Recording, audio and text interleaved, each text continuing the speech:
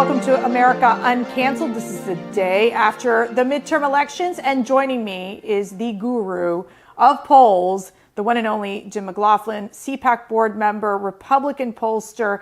And are you going to be out of a job? Just walk me through what happened here. Thankfully, I'm still going to be in business because a lot of our candidates won and the polls were right. Good. Tell me a couple of the candidates you were working with. We were working for Mike Lawler. Mike had a big win in New York 17. He beat Sean Patrick Maloney, who, for all intents and purposes, Sean Patrick Maloney is the head of the DCCC, and he is Nancy Pelosi's campaign manager. Right. So, that was a big win. It was a district that Joe Biden won by 10 points. The Democrats outnumber Republicans there by about 13, 14 points. We also worked for George Santos, who's been a frequent guest. Great candidate. Yep, yes. At CPAC. And George won out in Long Island, kind of what was the old Tom Suozzi seat. So we did pretty good. We worked for Lee Zeldin, and unfortunately, we knew it was going to be close. Lee came up probably a little bit short here, even though we're still counting some votes. But, without Lee Zeldin, he deserves a lot of credit because we're going to probably pick up at least 4, if not 5 seats in New York. And you got to give Lee a lot of credit for that because he was the guy at the top of the ticket. What were the big surprises last night? As we're all, by the way, I think Jim, myself, Matt, and the team, we're about like 2 or 3 hours of sleep from last night, just to let you know. So if we stumble on a sentence, don't take it personally, guys. We're just literally, we haven't slept. There's been so much going on. Key surprises that you really are saying, okay, what happened here? And plus, they're going to see the bags underneath my eyes. I put a lot of makeup on for the bags, so you can't see them. And look, what you saw was, I always tell everybody, people say to me, how can the Democrats make Chuck Schumer, Nancy Pelosi their leaders? You know why they're the leaders? They raise a fortune for Democratic candidates. I was being told at one point, for instance, just for example, somebody like Herschel Walker, before Labor Day, he was outspent on the air by about 5 to 1. Wow. The Democrats had significant financial advantages in a lot of these races. And in all honesty, they made a lot of these races about personality instead of about the issues.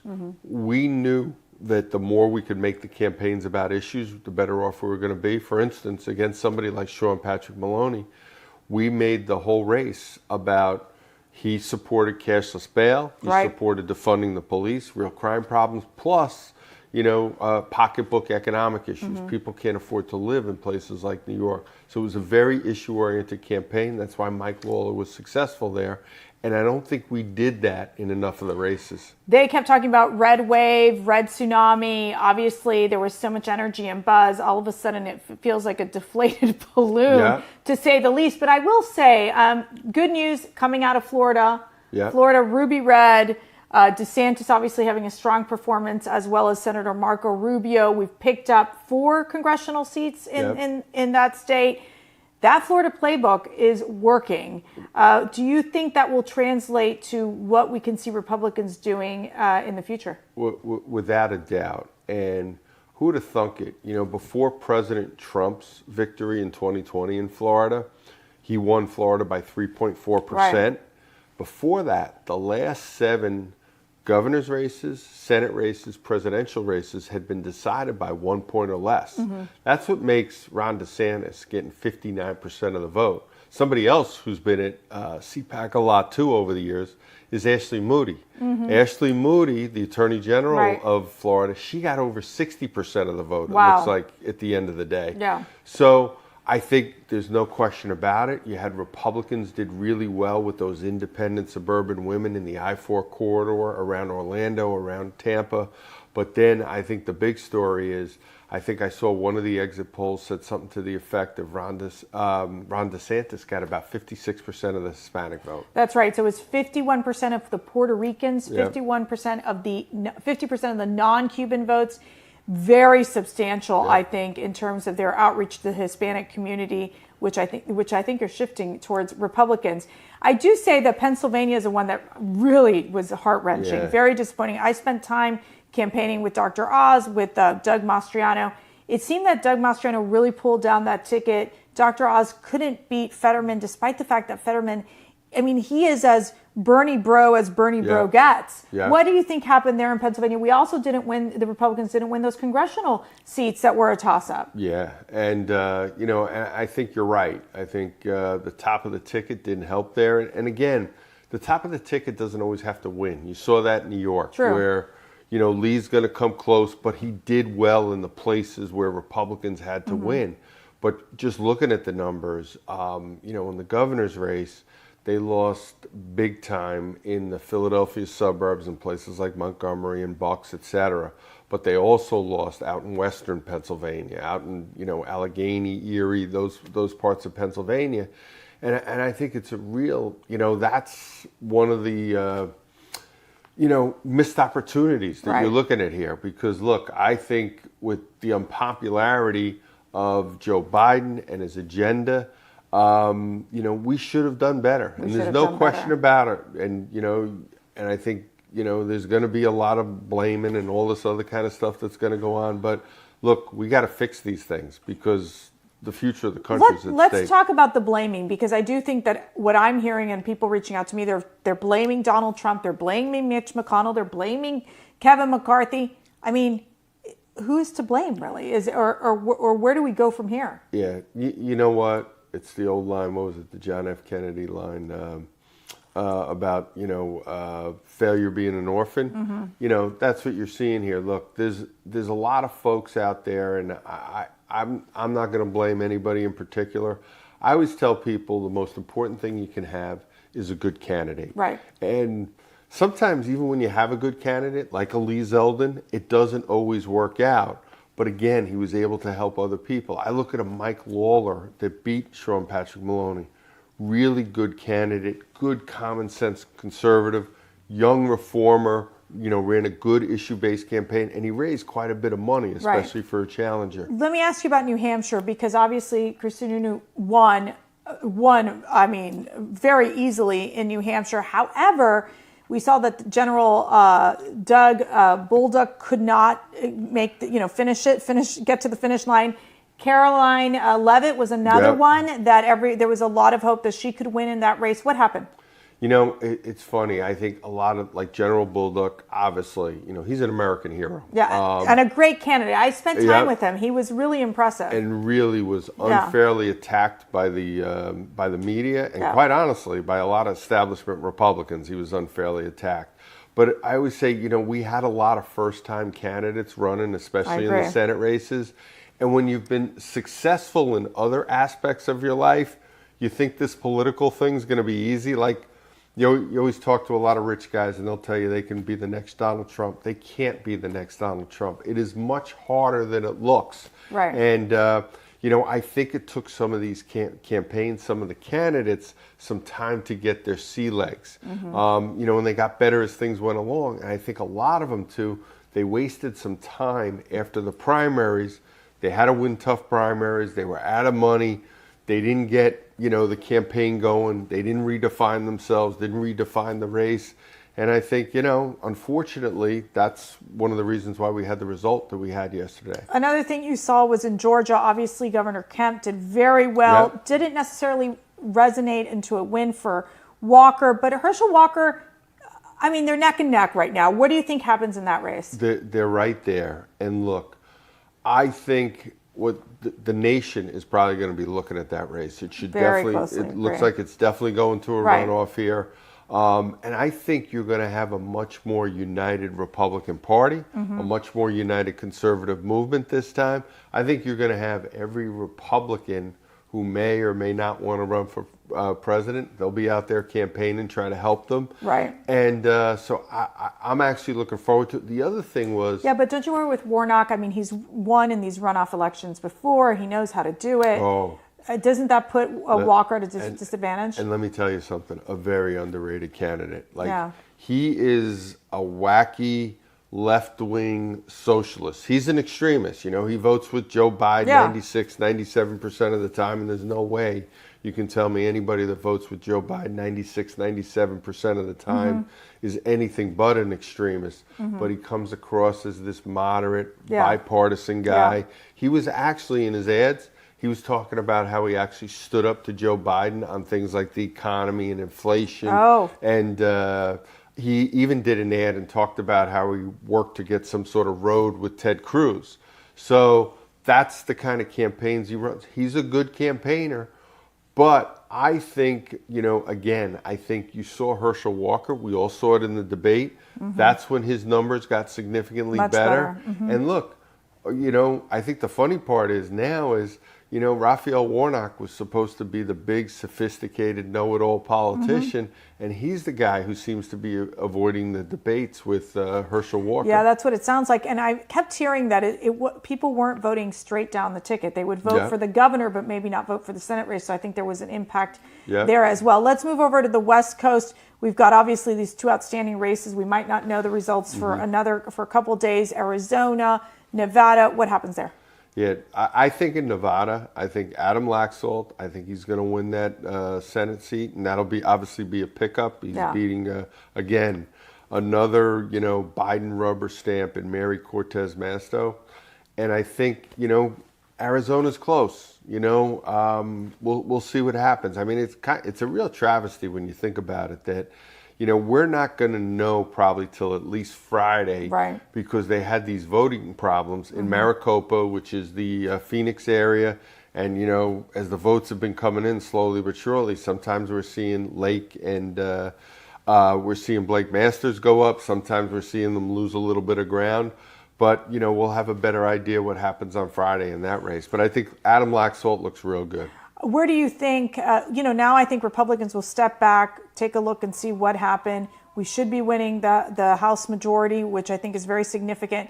How do you think Kevin McCarthy will be able to lead with such a narrow majority? What do you think will happen? No matter what happened in the election, the one thing that all pollsters can agree on, you had 75% of Americans saying in the exit polls that country's going a heck in a handbasket. It's off on the wrong track.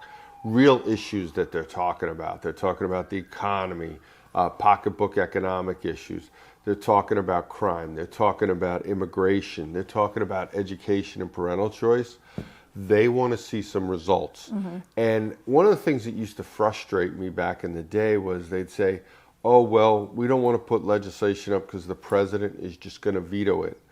I think this president, I don't think he's capable of doing what Bill Clinton did after he got shellacked in the first election, and he actually moved to the center and got some really big things done with the help of Newt Gingrich and the Republicans. I don't think he's capable of that, but I think the Republicans still got to try. Well, it's funny that you say that because the White House was saying that they feel giddy about these results, which makes me think that why would Biden shift his position or even try to work with Republicans? In fact, I think he's going to spend his time demonizing Republicans and really not wanting to work with them. Yesli Vega, superstar, incredible candidate. Yes, she couldn't beat Abigail Spanberger. And I think part of it is, I want to say that this race was about supporting the incumbent. Really, the incumbent was just able to survive in most of these cases. Is that what your analysis a lot of the Democrats, they really took advantage of incumbency. You saw it in those Senate races. You saw somebody, Abigail Spanberger, a lot of times was running as a Republican. She was saying we can't be defunding the police. She was very outspoken on that after the 2020 election. She said we need to secure our borders. She said taxes are too high and the inflation's out of control. But then again, they say things like that, but then they go and vote with Nancy Pelosi and Joe Biden whenever, they ask them to do it. So looking back, do you think the Republicans were way too confident that it was going to be this big wave, this big tsunami? Matt and I kept having this argument back and forth. He was confident it was going to be big, just watching the numbers. What do you think? I hate when people talk about red waves and red tsunamis, because the last thing you want to do is get complacent in an election.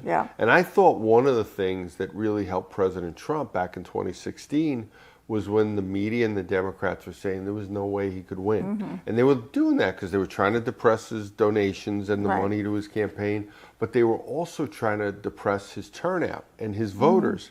And I think to the voters' credit, they said, the heck with that. We want to go send a message. We don't want another, they looked at Hillary Clinton as another 4 years.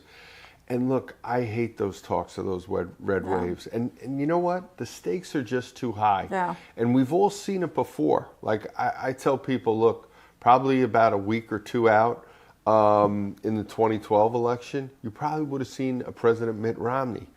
We would have never seen a President Mitt Romney. Never. Oh, wait, I'm sorry. Never. But, not in our lifetime. But then, probably the same thing with Hillary Clinton. Yeah. After that first debate, she probably would have won the presidential race.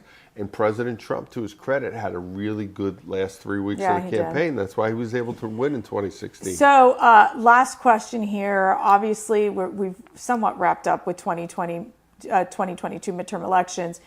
This is the first day of the presidential election. We're moving quickly into 2024. What is your expectation in the next year? What do you think could happen if you have the crystal ball? Look, I think right now where the Republicans need to focus, where Kevin McCarthy and the Republicans, they need to get stuff done. They need to show some results. Because again, people don't like the direction of the country. They're worried about the economy. They don't like the price of gas. They want us to go back to energy independence. And the truth is, in a lot of ways, they want to go back to the Trump issue agenda. Yeah. And that's what they're looking to do because it was successful. Mm-hmm. People always ask me, why does Donald Trump get a 99% job approval rating among CPAC folks? He gets that 99% job approval rating because his stuff worked. He had a successful agenda. One of the examples voters always give is what he did with immigration. Because they say with no help from Washington, no help from Congress, he literally had the immigration problem solved. Oh, he did, and we would see it firsthand. And I just want to ask real quick, I mean, in these voter analysis, I was reading a lot that his unfavorables were high in states like Pennsylvania.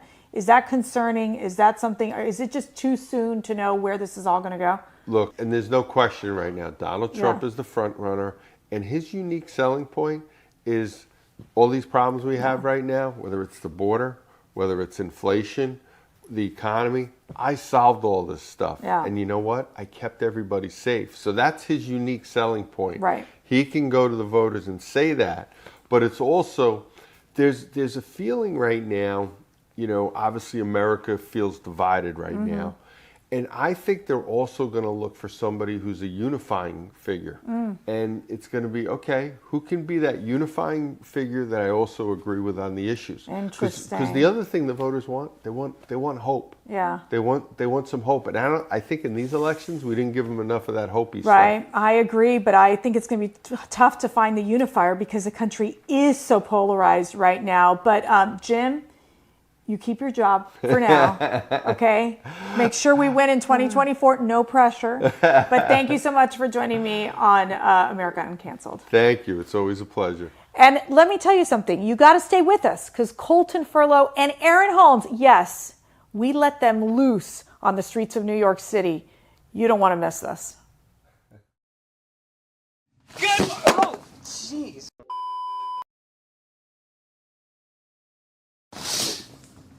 Good morning, New York City! Happy Election Day! Oh. Good idea. Good morning, New York City! Happy Election Day!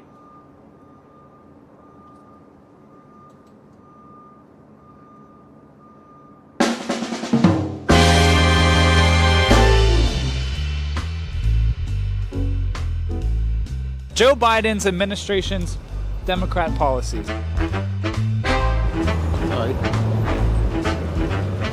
You touched me. If I were you, I'd pick that one right there. What, sorry? If I were you, I'd pick that one. You think? Did you vote today? Yeah, I'm going to vote today. You are going to vote? Are you going to vote red or blue? Oh, red, baby, red! Hey! Let's go! Did y'all vote today? Did it early. You did early? Where are y'all from? We're from Texas. Okay, Tennessee. so I'm gonna guess you voted red. You can't get any redder. Republican. High fives, high fives. I don't have COVID. Did you vote? Absolutely. I voted first thing this morning before work. Gotcha. Are you from here? I'm from New York. Yep. And did you vote red? Absolutely, 100% straight down. That's right. Where are you from? I'm from Idaho. Idaho? Okay. I'm from Long Island. All right, so I know you're red. I'm red. Are you red? Oh, definitely. Good. So All is the there, way. is there hope for New York? There should be. Yeah. If everyone gets out and votes, yeah. And if we look over here, we have the Nobody Cares news. Colton. That's my joke. Well, it was your joke. Now it's mine. So Can you at least give me credit when I make a joke? no. I won't do this anymore if you don't give me credit. Okay, it's your credit. It's Like, your joke. like on camera. Can I? Okay. That's the Nobody Cares news, and that's my joke.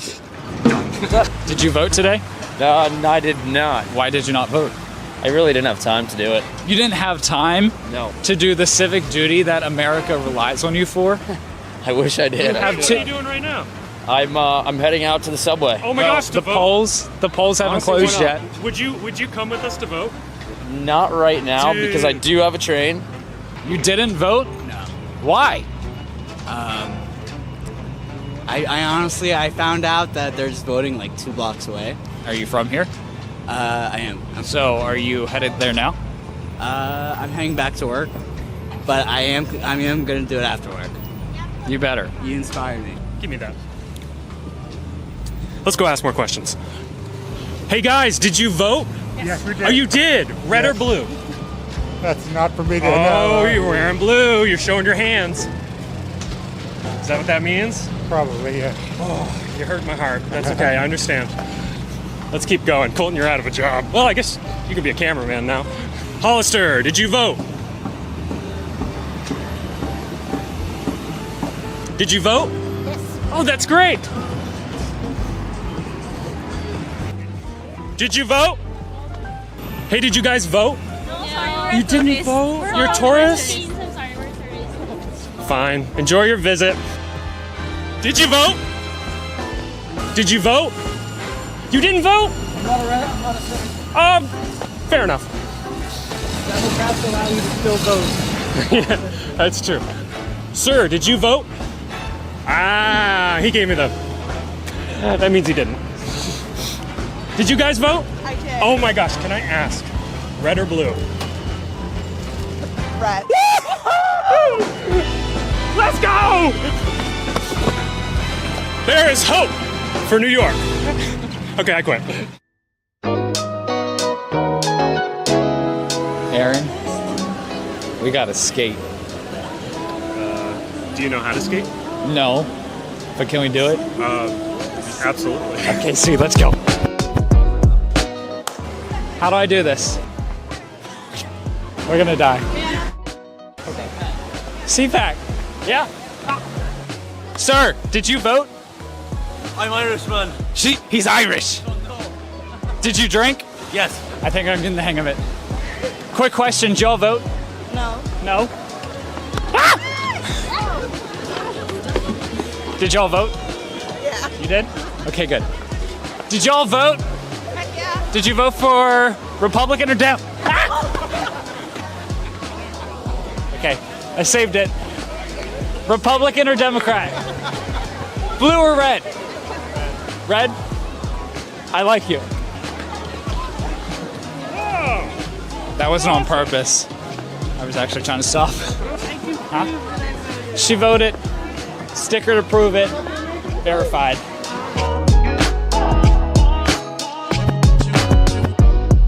So that is it for us here on election night in New York City. We'll see you tomorrow, and we'll see what the results are.